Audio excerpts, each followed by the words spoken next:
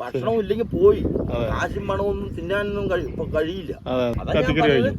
ജയ് ജവാൻ ജയ് കിസാൻ അത്ര അത് കഴിഞ്ഞു. ഇത് രണ്ടുമാണ്. എങ്ങാനം കണ്ടോ എന്റെ ശങ്കരൻ ചേട്ടോ വെള്ളയിൽ പുള്ളിയുള്ള പോയി. എന്നെ കാല് കിട്ടുമ്പോ ചെരുപ്പ് കിട്ടില്ല. കൈ കണ്ടാ ചെരുപ്പൊക്കെ നല്ല ചളിയായി പെട്ടു. കണ്ടാ ഇതൊക്കെ ഇവിടെ ഇഷ്ടം പോലെ വേസ്റ്റ് ആയിട്ട് നിൽക്കണ്ടാവും.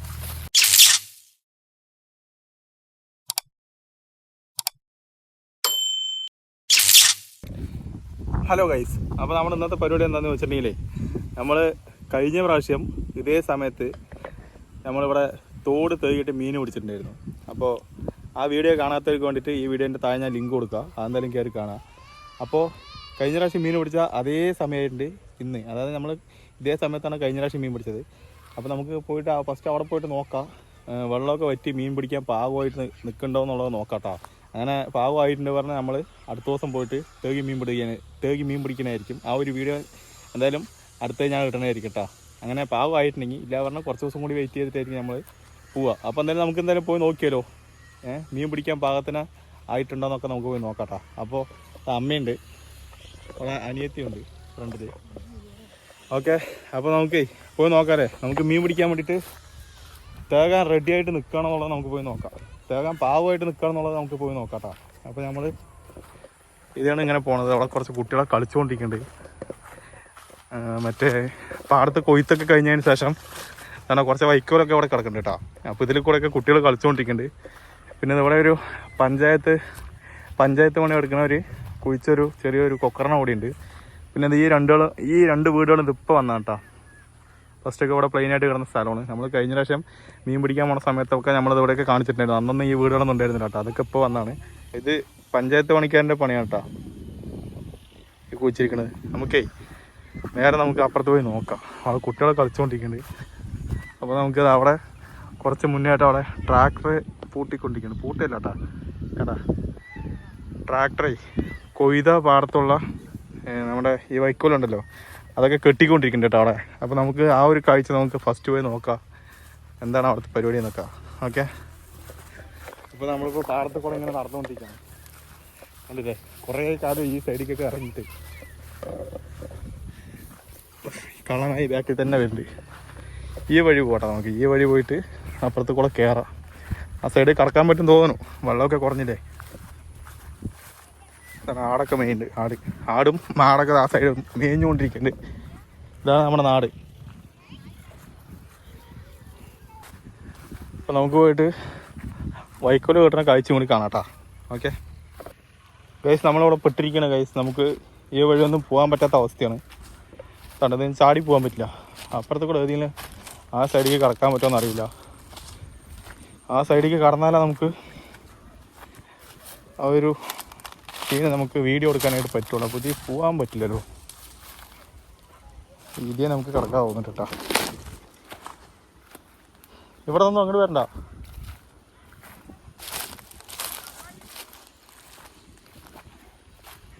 ഇവിടെ എന്തൊന്നും പോകാൻ പറ്റാത്ത അവസ്ഥയാണ്. പക്ഷേ മീൻ പിടിക്കാനൊക്കെ പാവമായി നിൽക്കുന്നുണ്ട് കേട്ടോ. അവിടെയൊക്കെ കണ്ട വെള്ളമൊക്കെ വറ്റിയിട്ട് നല്ല കറക്റ്റായിട്ട് നിൽക്കുന്നുണ്ട്. പക്ഷെ എന്താണ് ആ സൈഡിൽ കിടക്കാൻ പറ്റുക. ഇതിൽ മെല്ലെ ഇറങ്ങി കിടക്കാനായിട്ട് നോക്കാം. എത്ര ചളി ഉണ്ടാവും എന്നുള്ള അറിയില്ല കേട്ടോ. ചളി ഉള്ള പോലെയാണ് എനിക്ക് തോന്നുന്നത്. എന്നാലും നമുക്ക് നോക്കാം. പോയി ചളിയുണ്ട് കേട്ടാ, നല്ല ചളിയുണ്ട് കേട്ടാ, ചളിയുണ്ട്. ആ വലുതായിട്ട് ചളിയൊന്നും ഇല്ല കണ്ടാ, അങ്ങനെ നടക്കണ്ട്.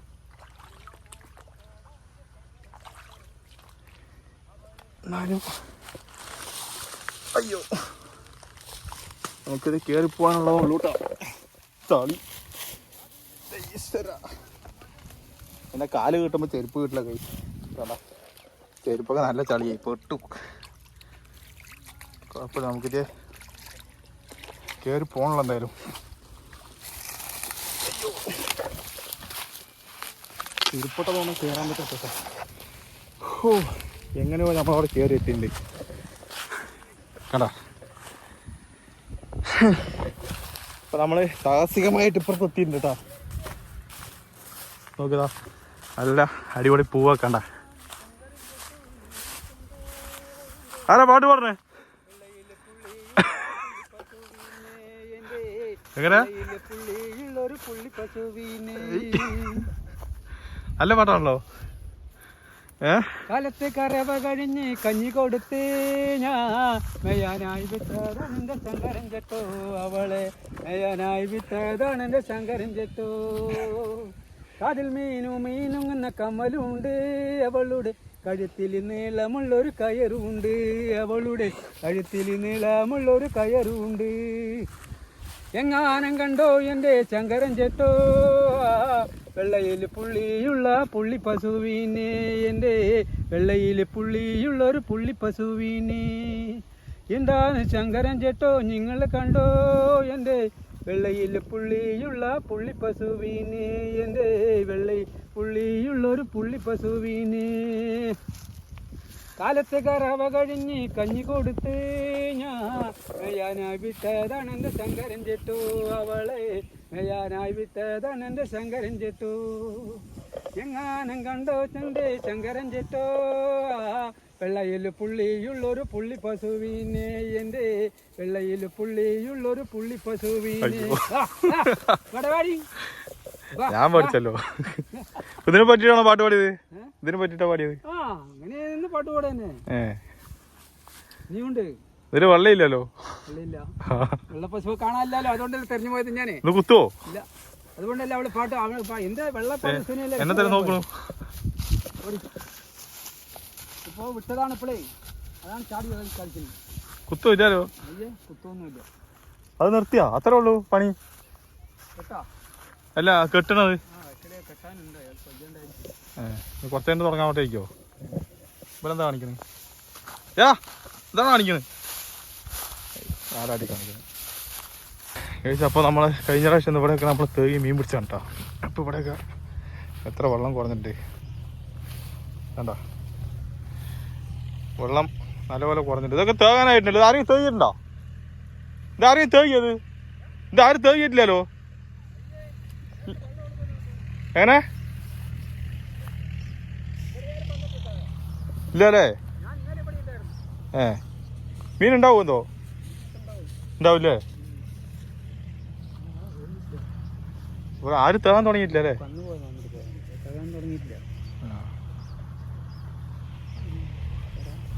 ഈ സൈഡോ അപ്പുറത്തോ ഇപ്പൊ വെള്ളം വറ്റിയിട്ടുണ്ടല്ലേ? എന്റെ പള്ളി. അപ്പൊ ഈ സൈഡും കൂടി നമുക്ക് നോക്കട്ടോ.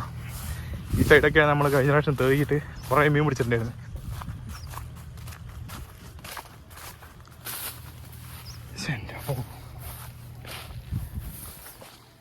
ഇതാണ് ഏകദേശം വെള്ളമൊക്കെ വറ്റി. ഏകദേശം ഇല്ല, ഇവിടെ ഒന്നും വെള്ളം ഇല്ല.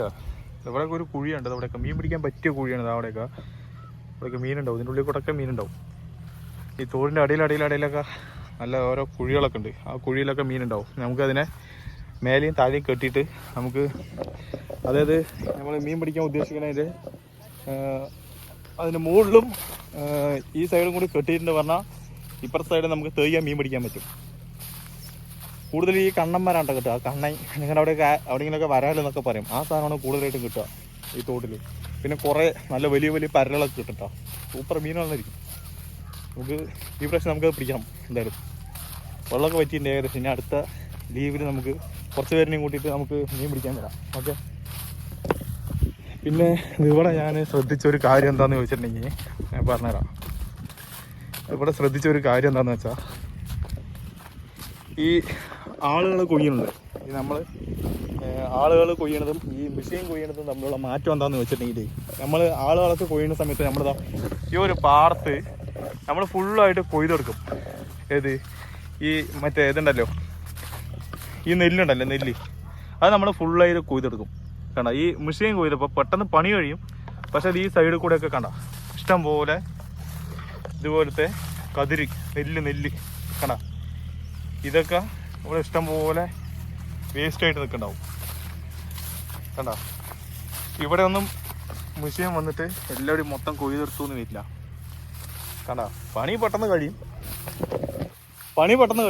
പക്ഷേ കുറച്ച് നെല്ല് ഈ ഒരു ഭാഗത്ത് ഇപ്പോൾ നിങ്ങൾ കണ്ടില്ല. അതേപോലെ ഈ പാടത്തിൻ്റെ എല്ലാ സൈഡും കുറച്ച് നെല്ല് അവർ വിട്ടുപോയിട്ടെന്ന് പറഞ്ഞാൽ അത്ര നെല്ലായിട്ടുണ്ടാവും. അതൊക്കെ നമുക്ക് നാട്ടുകാർക്ക് ആർക്ക് വേണമെന്നുണ്ടെങ്കിലും അത് പോയിട്ട് മുറിച്ചെടുക്കാൻ പറ്റും. ഓക്കെ. പിന്നെ അവിടെ മറ്റേ ഇതാണ് കൊയ്തിട്ട് ഇങ്ങനെ ഇട്ടിരിക്കണ വൈക്കോല്.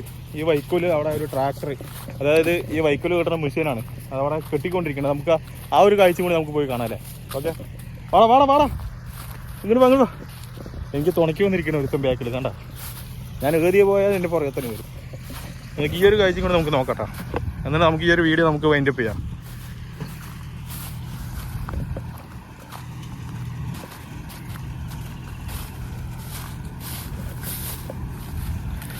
കണ്ടാ ഇവിടെയൊക്കെ ഉണ്ടായിരുന്നാണ്, അതിനൊക്കെ കെട്ടിയിട്ട് ഈ ഒരു ലെവലാക്കി വെച്ചിരിക്കണടാ.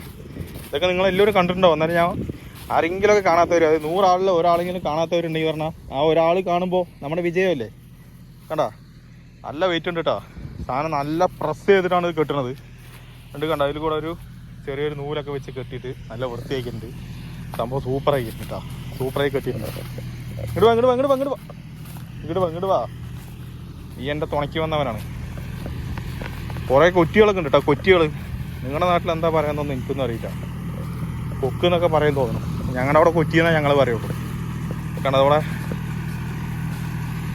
കെട്ടിക്കൊണ്ടിരിക്കുന്നുണ്ട്, വണ്ടി ഇങ്ങനെ കെട്ടിക്കൊണ്ടിരിക്കുന്നുണ്ട്. കേട്ടോ, നമുക്കതൊന്ന് ജസ്റ്റ് ഒന്ന് വീഡിയോ എടുക്കാം.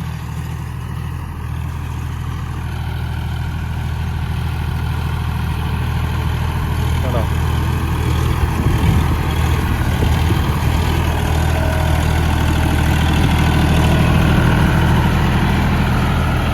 വെറുതെ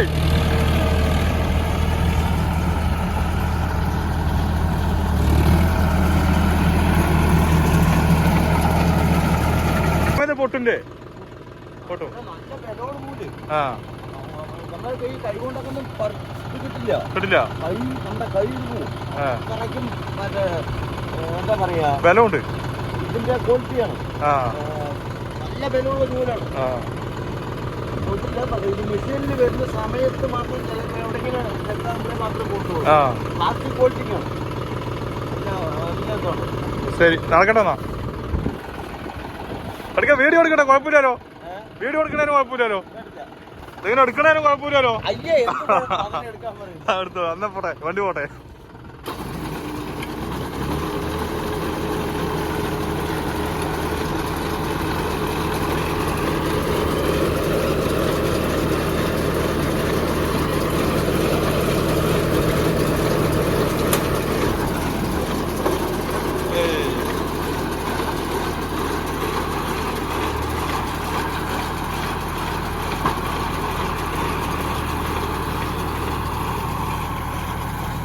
കണ്ടോ, ഇതിവിടെ തട്ടി അതിന് മേലെ കയറി ഇരുന്നിട്ട്, മേലെ കയറി ഇരുന്നപ്പോൾ നല്ല ചൂടുണ്ട് കേട്ടോ. ഈ സാധനം എത്ര നേരം അതിൻ്റെ ഉള്ളിൽ കിടന്നു തിരിഞ്ഞതല്ല, നല്ല ചൂടുണ്ട് സാധനം.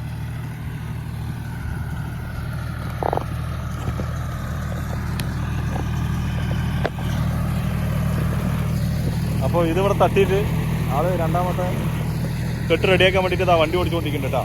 അപ്പോൾ നമ്മൾ ഇപ്പം തട്ടിയതിൻ്റെ മുകളിലാണ് നമ്മൾ കയറിയിരിക്കുന്നത് കേട്ടോ.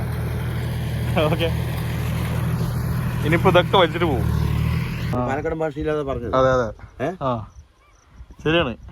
അങ്ങനെ ഒരുപാട് പേര് ഈ കാർഷികമേഖലയുമായിട്ട് ബന്ധപ്പെട്ട് ഒരുപാട് പേര് കഷ്ടപ്പെട്ടിട്ട്, പക്ഷെ അത് മനസ്സിലാക്കാനുള്ള ഒരു കഴിവുകൾ എത്ര പേർക്ക് ഉണ്ടോ എന്നുള്ളത് അറിയില്ല. നമ്മുടെ സമൂഹമല്ലേ, ഒക്കെ ശരിയാവും, എല്ലാം ശരിയാവും പറഞ്ഞ പോലെ എല്ലാം ശരിയാവും പറഞ്ഞിട്ട് നടക്കുന്നുണ്ട്.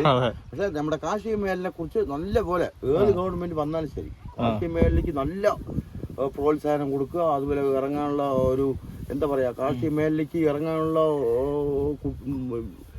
ഏത് കുട്ടികളാണെങ്കിൽ ശരി, അല്ലെങ്കിൽ അങ്ങനത്തുള്ളവരിനെ ഇറക്കാനുള്ള കഴിവ് ആദ്യം ഈ കാർഷിക മേഖലയ്ക്ക് വേണം. അത് വേണം, ശരിയാണ്.